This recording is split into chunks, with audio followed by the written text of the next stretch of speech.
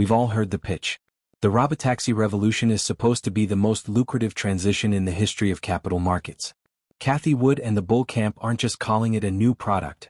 They are calling it a $10 trillion industry that will turn hardware manufacturers into high-margin software giants overnight. But behind the slick marketing videos and the ultra-optimistic revenue models lies a much harsher reality. While the retail world dreams of hands-free rides, the actual institutional data for 2026 is painting a very different picture. We're looking at a sector where progress is slow, costs are exploding, and the regulatory environment is rapidly turning into a minefield. Is the robotaxi dream a true technological inevitability, or is it the ultimate valuation trap for investors who ignored the fine print? The biggest delusion in the robotaxi space is the idea that technical success equals commercial success. Even if the AI works perfectly, you still have to contend with the most boring yet deadly hurdle of all, the regulatory patchwork. As of mid-2026, the United States is no longer the Wild West of testing. We've seen federal regulators and individual state DMVs move from passive observers to active gatekeepers. In states like Texas, where the biggest players are currently duking it out, the shift is toward formalized, rigorous oversight. Think about the scaling math. You can't just flip a switch and turn on a national fleet. Every single city, every single county, and every single state has different demands for safety reporting, incident logs, and liability insurance. Companies aren't just selling software anymore.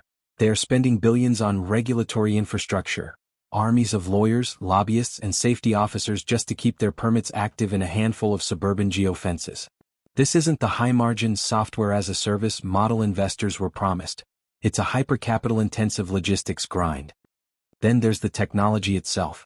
We've all seen the videos of smooth, sunny day driving. But in the world of autonomous driving, the last 1% of the problem is 99% of the cost. It's called the long tail of edge cases. An AI model can navigate a highway perfectly for 10 million miles, but it takes one construction worker using a hand gesture, or one bizarre, snowy, unmapped road, to cause a catastrophic error. The institutional reality is that the data requirements to fix these edge cases are ballooning. Micron and other semiconductor analysts are now estimating that future Level 4 autonomous vehicles could need over 300 gigabytes of memory per second just to process the sheer volume of data coming from cameras, LiDAR, and radar. The math is simple. To make these vehicles safer than a human, you need exponentially more compute, more power, and more memory. This is causing a massive spike in per-vehicle hardware costs. Costs that eat directly into the margins Cathie Wood claims will hit 70 to 80%. If the car costs too much to build, the robotaxi service becomes a money-losing, glorified luxury shuttle, not a scalable profit machine. This leads us to the most uncomfortable question of all. Where is the actual bottom-line profit? Right now, the smartest institutional players are ignoring the robotaxi marketing fluff and focusing on the unit economics.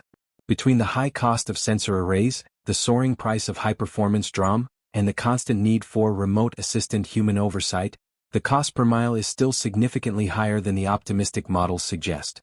This SaaS dream, where the car prints pure software profit, only works if the human is completely removed. But until the safety validation is bulletproof, which companies like Tesla have candidly admitted is their biggest bottleneck, the human in the loop will always be an expensive, operational necessity. Investors are realizing that being a robotaxi platform is just being a taxi company with massive high-tech liabilities. Innovation doesn't happen in a straight line. It happens through brutal, grinding trial and error. Cathie Wood's vision for a $10 trillion market is a powerful one, but for now it remains a vision, not an investable reality. Are you buying into the robotaxi hype, or are you waiting for the unit economics to actually turn positive? Drop your vote in the comments below.